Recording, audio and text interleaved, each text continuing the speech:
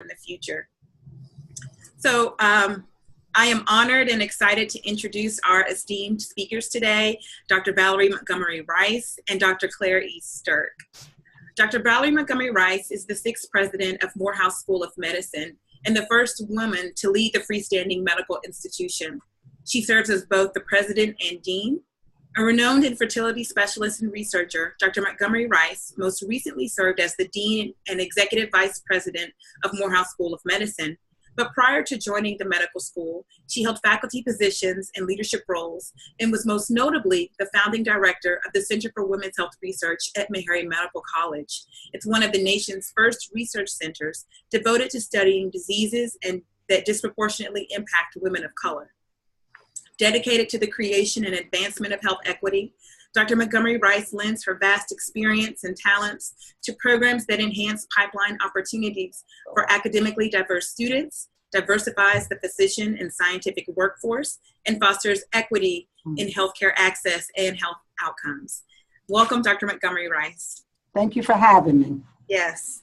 And Dr. Claire E. Sterk, she's known as a renowned administrator, teacher, and researcher, and became Emory University's 20th president in 2016. Previously, she served as the 6th provost and executive vice president for academic affairs at Emory. With a long history of service to the university, Dr. Sterk served as Emory's Rollins School of Public Health, Charles Howard Candler Professor of Public Health, chair of the Department of Behavioral Sciences and Health Education, and associate dean for research with joint appointments in anthropology, sociology, and women's gender and sexuality studies. Dr. Sterk has focused on faculty development throughout her career and founded the Center for Faculty Development and Excellence to assist faculty at each phase of their career. As a prolific NIH-funded researcher with interest in addiction, mental health, and HIV and AIDS, with a focus on community-based interventions, Dr. Sterk is also the principal investigator for Emory's BIRCWH program. Welcome, Dr. Sterk. Thank you for having me. Yes. So we'll begin. Dr. Montgomery Rice and Dr. Sterk, would you please take turns in briefly sharing your career experiences so far with BIRCWH Scholars? And Dr. Montgomery Rice, would you like to start first? Sure, thank you.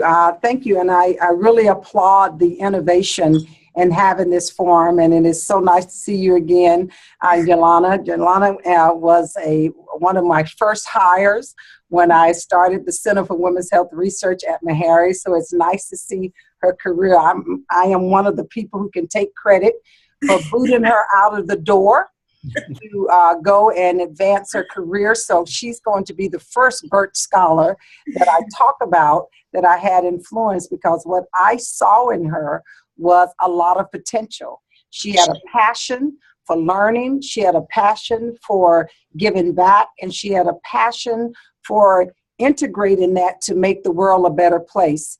And so what she needed was really a platform and structure. And I think that's what the BIRCWH program has done. It has really been able to take raw talent, combine it with pedagogical learning, and then community engagement, and also basic research principles, whether they are in the laboratory or if that laboratory may be a community. And BIRCWH has allowed for that diversity.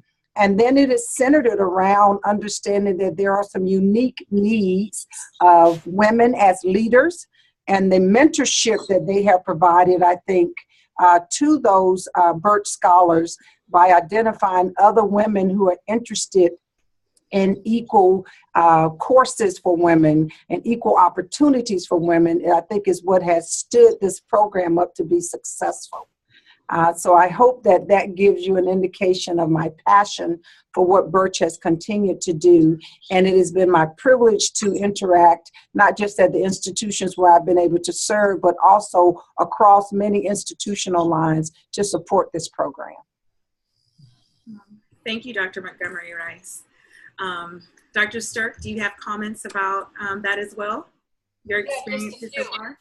Just a few, because I know we want to cover a lot. I think it's, on the one hand, fantastic, on the other hand, a shame that we need a program like BIRCWH, because somehow the world hasn't quite understood yet that there were women's health issues that really warrant specific attention, nor has the rest of the world understood the need to really have a program for women, because careers of women tend to evolve in different ways than they do. And I've grown as much from having interacted with BIRCWH scholars as I hopefully have been able to contribute to their careers. And I bet we'll talk more about that later today. Thank you for your comments. This next question, and the audience can feel free to submit questions as well. Why academic leadership versus continuing your research work? Claire, I'll let you start.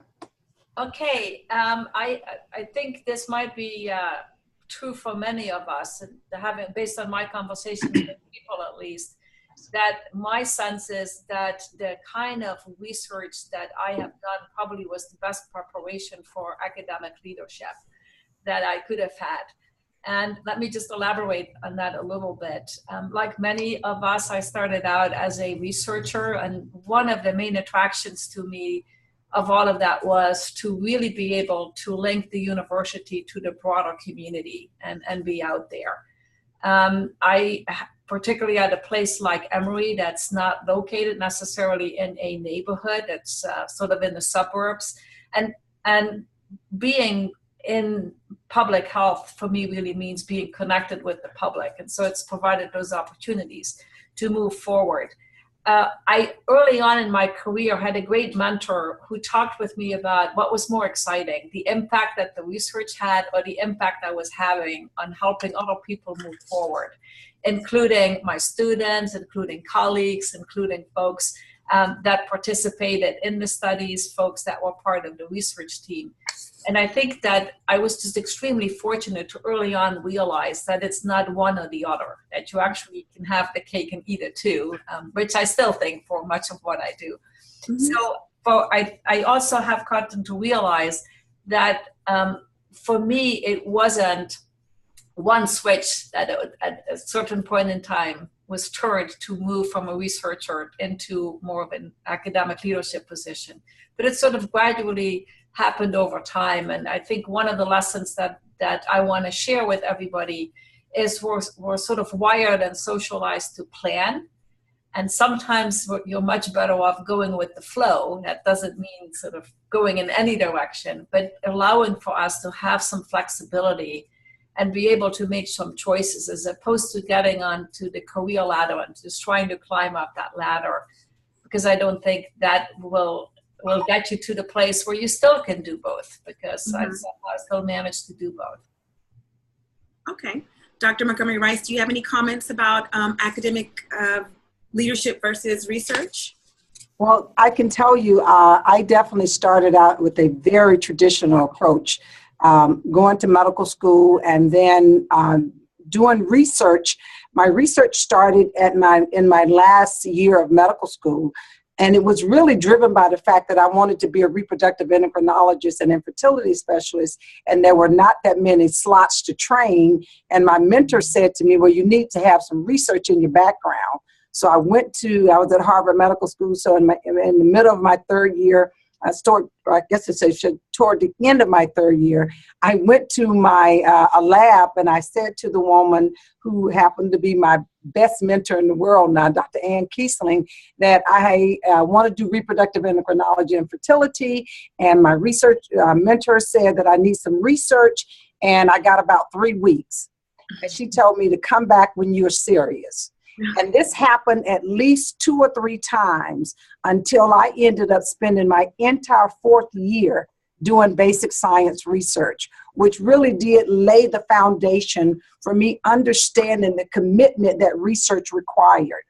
I then went on and did residency and did a fellowship in reproductive endocrinology. But the research that I started in medical school, I chose to go to Emory for my residency because they let me bring that research with me. And so I was able to do that research even during residency at Grady, which was very, very busy. And then I continued that research in my fellowship. And so I give that example is that I was able to identify people who shared my goals. And I looked for programs that would support my research interests, as well as me developing as a clinician and then eventually as a clinician scientist. What I recognized doing this, that it took a lot of time to be a clinician scientist, to do research, to be involved in education, and then to be involved in clinical practice, was that three-legged stool. And what I required, which BIRCWH I think offers, is I had great mentors along the way who taught me something very valuable: time management and allocation of resources. So when it got to the point that I had the opportunity to start to move into administrative roles, I always thought about time management and allocation of resources. As I got further along as a leader, I recognized that you actually needed to be in charge in order to allocate the resources. And so I was able to, as I moved up the leadership track, to be able to put to practice what I was preaching, and then identify resources to support others who were junior in their career or who were moving along the pathway, that they could have protected time to do research and to do teaching and to be a clinician. And so I think the important thing is that it was never an or for me. It was always been a continuum. And so I miss my research a lot. I miss being in the lab sometimes. I miss running to the operating room where I knew I was in control. Because when you sit in sometimes these leadership roles, it's clear to you that you're only in control on paper, that your decisions are definitely guided and informed by a lot of things that are happening in the environment. Thank you. It seems like, careers in research helped prepare you all to be leaders. And some common themes were that it takes time management is important, it's a lot of hard work, and mentorship. And I agree with you, Dr. Montgomery Rice, in that BIRCWH definitely provides that for its scholars. So it's a wonderful program. What do you all see as the greatest advantage of your current position? I will tell you, I think the greatest advantage for me is that I get to see so many people with potential, and then I get to support their advancement. When you actually sit in the role of CEO, and I'll go back to this allocation of resources, you can begin to allocate resources such that they're invested in the priorities of developing individuals. You get to see these people and see the bright spots that they don't get to see yet. And so when I think about the advantage I have, is that I've had a lot of experience in seeing people develop over the years. I've had the opportunity to serve at every level of academia, so that when I tell somebody that you actually do need to submit this application and you may not make it be successful the first time, you need to resubmit it, you need to get this level of mentorship, you need to get this additional training. It's not just pie in the sky. It's actually something I've experienced. So the advantage really is giving people real life support. The advantage of being a leader and being in this seat is that you can allocate resources to help them to be successful. And Dr. Sterk? If I can build on that, because it's so true, I think, and taking it back to the BIRCWH, is that we so often think that we have to do things by ourselves and on our own. And what I value is, in my current role, you really get to shape the culture of the place and the values of the place. And it's just a great situation to have those aligned exactly with what BIRCWH is trying to accomplish as well. Because so often do we assume that because somebody has a degree like a PhD or an MD, that's a sign that you know exactly what you're going to do for the rest of your life. And this is not the case. I still don't know what I want to do for my life. But what's important about it is to sort of understand the notion that you need other people to help you move forward. And that there needs to be the flexibility. So sometimes I probably create some intentional cognitive dissonance, because we're, particularly as women, so much trained to take a path and stay on that path and demonstrate that we can do it, as opposed to taking some risks. And the excitement of taking risks is that you actually end up in places that you never even could have imagined you could go to. But then it also requires that you function in an organization where deans, chairs, senior colleagues understand that this is what we want to do to move not just individual careers forward, but really the impact that we have forward. Thank you. We actually have a question from the audience. What about the potential of continuing research while also doing administrative work? Is it possible to maintain a strong research program while also leading in an administrative space? I see this in males and less so in females. It's challenging, but I definitely think it's possible, and I've definitely seen it in action. Again, this is where that mentorship comes into play. When I started my academic career, and I was at the University of Kansas, and my first job, myself and another gentleman were hired to start the division of reproductive endocrinology and infertility. And I wanted to continue to do my basic science research. Dr. Paul Terranova, who headed the division of reproductive biology, made a deal with me. He said, look, you want to have this three-legged stool. I don't quite know why, but I'm going to support you. He says, I will do the day-to-day management of your technician and your postdoc student. However, you must commit to coming to the lab a full day and a half.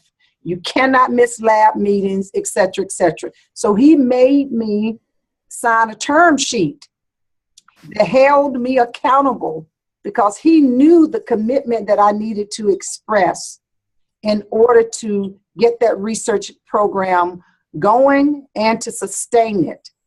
Now, as I advanced in my career, I continued to do my research, but I trained other people along. So I brought up other junior professors and mid-career professors, et cetera, who could keep the research going, and I could be more in a strategic and mentorship role to them. So I think it evolves. Now, truthfully, once I became a dean, it became less possible for me to be in the lab day to day. And so I then started to step away. And then as the president, I have visions of being in the lab. I have visions of doing some clinical research, but in truth, I only serve in advisory capacity. But I do continue, because of the work I do with the FDA and bringing new products to life, serve as advisory capacity to companies that are interested in bringing new products. So I keep my hands in it, but it's not just that day to day. And I would say I could say ditto. The same applies to me, my experiences. If I could just add a few dimensions to that, or build on that a little bit. We need to not forget that we still are in control of our time, and that other people don't dictate what we do 24 hours a day. So I've had a lot of people tell me that I do too much and I don't take enough time to do the things I want to do. And I just smile and I say, well, thank you very much, but I actually am spending my time on things I like to do. If I can give you a very quick anecdote, as I moved up the administrative ladder, I got challenged by the person. This is when I became the provost. The president challenged me and said, Claire, you're going to give up your research, right? Which for me was like taking a big chunk out of my life that was incredibly important. I turned around because I didn't quite know what to say. And I said, you know a lot of people that play golf. And so I built that up and saying, I don't know anything about golf. All I know is playing golf takes a long time. So what I need you to do is think about your golf the same way as I think about my research. And I think that's a line that I've used many times since then because it worked well. If you're passionate about something, and that includes the mentoring, it includes sort of seeing people take something that you were interested in and moving it in a very different direction. And that's what's so exciting about BIRCWH, because we now have multiple generations of women that really have supported each other. And I bet you if we all would describe the different path we have taken, it's a very messy picture, but it's also a very exciting one. Right. So it seems that as though you climb the ladder, it's, working with other people, bringing them along with you, mentoring them. And then at some point you get to a space where you can maybe do more advisory, more of an advisory capacity. You all mentioned time a lot, and there's another question from Claire from UCSF. She says, can you comment about the timing regarding making decisions, becoming an academic leader, and the importance of establishing oneself as an expert within a field first? Any advice? Are there building blocks? My sense would be, and it probably varies, that I still to this day see my research role as my primary role. And the administrative role is something I do that I have an opportunity to do, but what keeps me going in life is the curiosity, is understanding things, is facilitating growth for myself and everybody else. It's making resources available, which we have talked about today already. It's one thing to go from having to apply for a tiny internal grant and trying to figure out what to do with it, to now be able to set the resources aside for those. I do think that in my case, I would have been unhappy if somebody would have forced me to give up my research in order to get on an administrative track. And so what I learned from that is it's really important to ask yourself, do I want to do both, or do I do one, or do I want to do the other? And all of those are okay. But if you want to do both, it does mean that you need to think about mentors in both of those areas, that you need to make sure that you're in an institution, be it the department, a center, an institute that's open to that and that fosters for you to grow in that area. Because if that's not the case, you're just going to be hitting brick walls, and that's a lot of wasted energy. I think that Claire touched on something about early on about dictating your own path. First of all, I do think you have to build credibility in your field, whatever that area is going to be. So when you look at both myself and Claire, if you look back over our careers, we did have some traditional paths that we were instructors, we were assistant professors, we were associate professors. So we went through some of the a lot of the academic rigors to have that level of credibility. And that was building expertise in a field, that was publishing in that field, doing research in that field, being respected enough by our colleagues to be promoted at our institutions, but also to be viewed as an expert that we could serve on panels and other boards that would be seeking our opinions based on our expertise. Now, concurrent to that, though, we continued to get, at least I know that I did, and I imagine that Claire did, I took advantage of all of the AAMC leadership development programs. It was never an or, it was an and. And so I kind of looked at it as complementing my way of being able to be more of an expert and to understand how to have my voice heard at the table. So yes, I do a lot of great research on reproductive sciences, but that doesn't mean that people are always going to hear your voice. And so how do you integrate your voice with all of the noise that's at the table? That's what some of the leadership training at the AAMC and other programs like BIRCWH sort of teaches you, sort of to how to be a partner at that table. And so I think this timing is really, first of all, doing the things that you need to do in order to be respected, and then respected and viewed as credible in your field, but concurrently continuing to have the leadership development, and then being selective about the roles that you want to play. So for me, I knew that I needed to be on, when it came time to be on study section for NIH, when it came time to be on council for NIH, when I had the opportunity to serve, I served for 8 years on the FDA advisory panel and for reproductive and urological drugs. Now, when I was doing that, it was because I really had an interest in new drug development in women's health because there were so many challenges. And that was the time we were looking at the HOPE studies or looking at all of hormone replacement therapy and infertility drugs. I didn't know how much that was preparing me to be seen externally as a person in this whole regulatory space of getting a drug to market. Because that's what people call upon me now for about, okay, we want to bring this drug from overseas here. You seem to have a lot of expertise in that. That wasn't necessarily planned. So you'll be amazed at the things that you do based out of your passion and for developing your expertise that also will end up being supporting your leadership trajectory. Okay, thank you. Thank you for that. And that actually led into the next area that I was going to speak upon in terms of leadership training. And so, Dr. Sterk, would you like to talk about any leadership training that you have had? Yeah, so there has been a fair amount of professional leadership training, and maybe this is the social scientist in me coming out. Formal leadership training is fantastic and really important, and I do believe that there is tremendous value in having leadership training that is tailored towards women.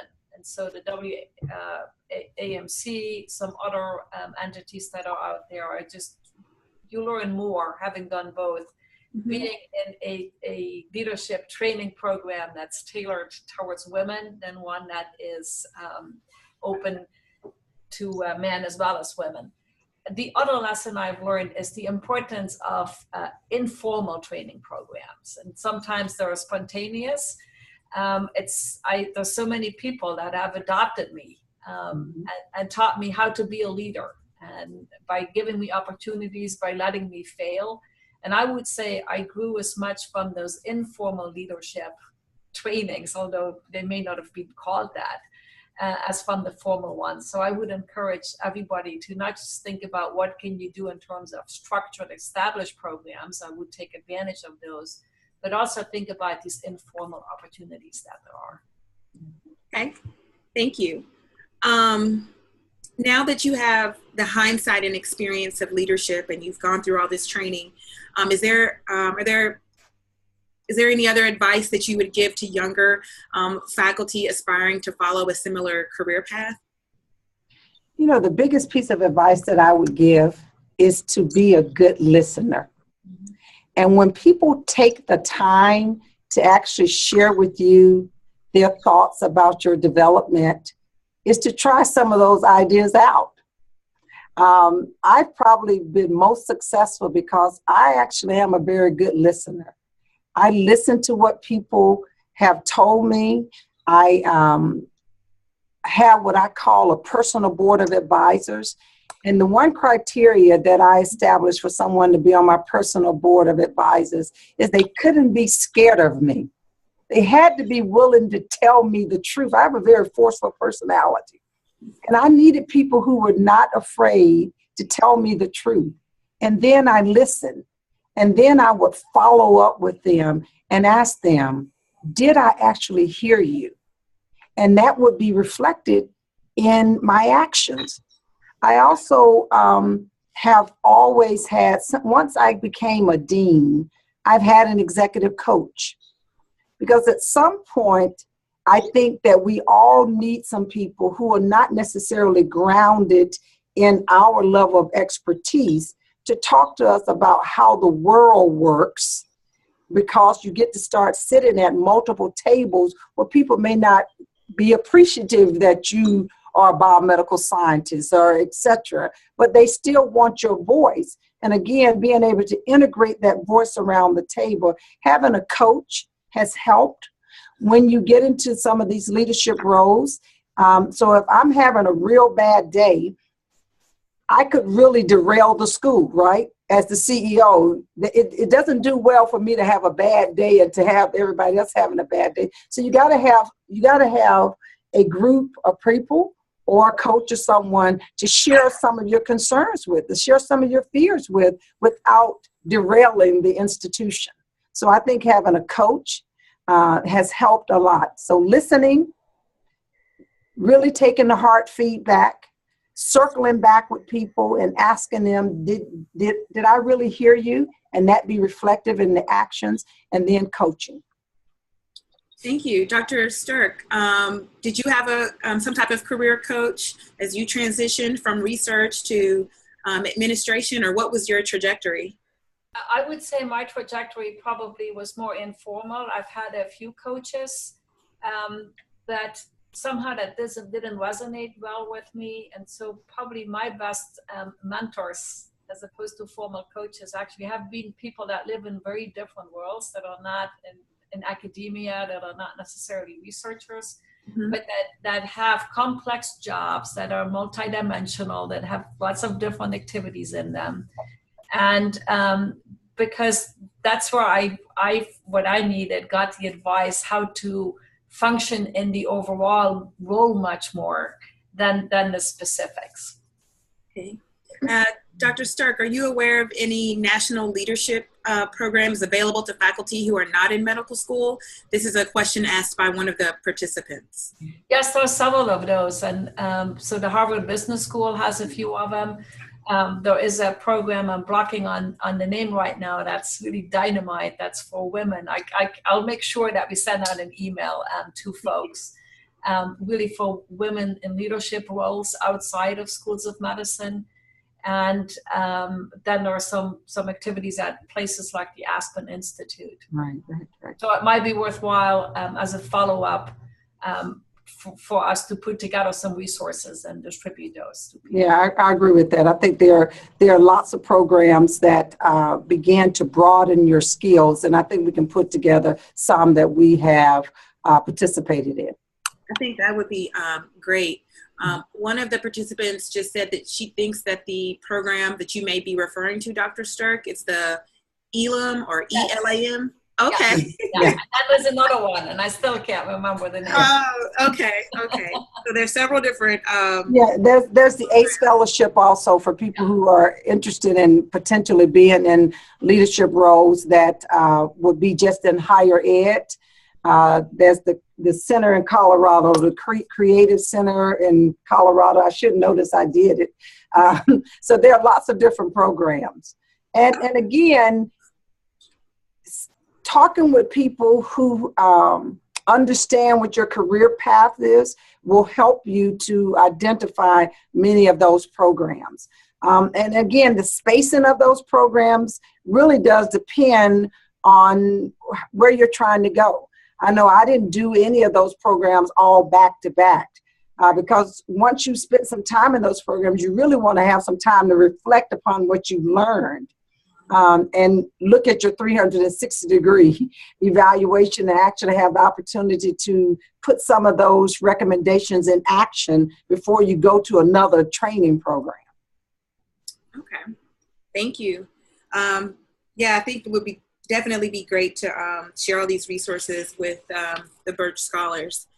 As researchers and junior investigators, what types of leadership roles are available, and should they be pursued as early career investigators? You know, there are lots of, I think the biggest challenge for junior faculty is, again, not overextending themselves outside of their area of expertise first. So to really build that capacity in your area of expertise. So one of the things, and again, this only comes from knowing this, I really do not allow our junior faculty here to serve on more than one committee. When you start to have faculty serving on 2 and 3 and 4 and 5 committees as an assistant professor, there's no way that they can put the time in to developing their area of expertise. And so we really are very attentive to this. And sometimes, you know, people come to me and they're really excited about us. Okay, let's wait for a couple of years before you serve on the admissions committee. You're already on the student academic promotions committee. And if you think about those things take a lot of time. And so you don't have enough time, I think, in the day for all the other things that are happening personally in your life too. Because if we talk about the personal stuff, I know for me, I had kids that were 22 months apart. I was running a division of reproductive endocrinology. I was running a basic science laboratory. And then I was still trying to teach. And it was a little crazy. And because we were in a small department at the University of Kansas, and I was the only African-American person in the entire department, everybody called on me to be on every committee that they wanted a person of color. Well, I didn't speak for all people of color, okay? And I really had to draw a line in the sand. And my mentor is the one who protected me and finally said to them, look, she can only be on one committee. This first 2 years, she could only be on one external committee outside of the department. So very important. Thank you for sharing that. Dr. Sterk, do you have any comments? No, I think what it reinforces is that in addition to the traditional mentors or more traditional mentors that we all need, we also need to make sure that there are people who stand up for us. And I think that's the best academic leaders actually look out for those that are earlier in their career so that people can accomplish what they need to do. And sometimes that means backing people up when you have to say no or helping them say no. Other times that means to sort of say, you know, maybe you want to trade this for this because it's really an opportunity that's going to get you further.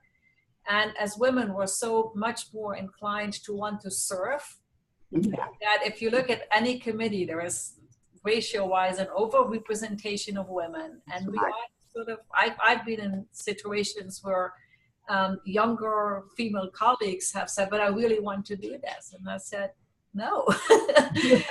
Sort of very similar to what Valerie was saying. Yeah, yeah. You know, it's not going to help us. And it's true if you're on the tenure track or if you're not on the tenure track. I worry anytime I talk with somebody who says, well, I'll do non-tenure track because then I don't have the same expectations. You know, start with what you want to accomplish in life, what you want to do, and let that guide it, because it's not going to help you at the end of the day. Thank you. And what's great about the BIRCWH program is that it does give us protected time. And I know that there are, at least at Tulane, limits on the number of committees that you can be a part of, because it is, as a BIRCWH Scholar, it's difficult to, you know, balance teaching, research service, and life. So I really appreciate the comments that you had around that. And Dr. Sterk, your comments kind of around, you know, tenure and non-tenure lead us into the next question. Can you offer the group any advice on strategies to enhance the chance of being promoted and or tenured? I would say focus on the things that are going to advance your career. So very few people get tenured or get promoted because you served on the 5 most important committees at the institution. Exactly. But people will make you feel like that's going to get you there. And it goes back to what Valerie has been saying, is you get tenure and you get promoted because of your area of expertise. So that needs to be your #1 priority. There can be an opportunity to teach an awesome class, or maybe you want to design a new class and you just have to be very pragmatic, which is not easy to do. That's why you need these mentors to whom you listen and who make you listen, because not everything that looks like an opportunity is an opportunity for the path, for the ultimate outcome you have in mind. And it's not always easy to balance that short-term gratification with that long-term goal that we have. And I would say, you know, the value of tenure at institutions is changing, particularly if you are a clinician scientist. We actually do not have tenure at Morehouse School of Medicine. We have long-term academic appointments, and it does not appear that it has impacted our ability to recruit and retain people. But we have guidelines in order to get those long-term contracts that align with what quote unquote people have as tenure, but we don't have that. That it is a less of a stress, I think, for people to say I'm tenure versus non-tenure. I became tenured as an associate professor, which is probably not always common. And part of that, though, was I understood what it took to be tenured, and I was going directly after that. So I knew how many publications I had to have. I knew what my research portfolio needed to be. I knew what internal committees I needed to have served on, and I knew what type of external reputation and the people that I was going to need to get those letters from to reflect that. So I was very intentional. And I wasn't necessarily saying I wanted that as an associate professor, but my mentor said to me, you know, when I look at your portfolio, I think you're ready. And so we went for it. And I was very happy to do that, because when I change institutions, to take tenure with you really does make a difference. It gives you a little bit more negotiating. So I agree with Claire that you got to be very, very clear about what it takes in order to achieve tenure at your institution, and to be focused on that, and not to take on a lot of projects and other committees that, you know, may sound good, but at the end of the day, when that committee is looking at this, they think of it as fluff, because they can't see the value added. It may have taught you a leadership skill, but that may not have been what they were looking for during that tenure process right there. Thank you. Briefly, what are your thoughts on changing institutions to enhance your chances at tenure? I would not encourage any institution to enhance tenure. You know, have confidence in yourself. Yeah, if you deserve tenure, you'll get tenure. Yeah. It gets messy. You'll pay a price for it, and it's not worth paying. Yeah, I actually had never thought about that as a path, changing institutions. Now, I hadn't thought about it as a path. No. Okay. Thank you for the advice. There's another question about the issues of funding. So NIH pay lines have been discouragingly low.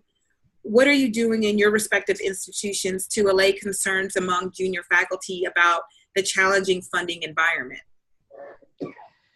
You know, I think we all have had to recognize that, you know, when I was a junior faculty, everybody thought that, okay, you probably need to give people protected funding for a 2 to 3 year period of time before they're going to get their first independent grant.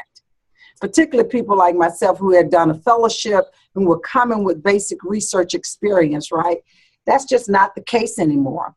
And so clearly what we've done here is we've extended that amount of protected time, but people have to be able to document forward progress, meaning that they got to be submitting grants, getting their pink sheets or yellow sheets or whatever color they are now. And then we can document that the recommendations that people are making for them to improve their applications, that they are actually implementing those for us to continue the funding. We also have a fair amount of internal grant funding.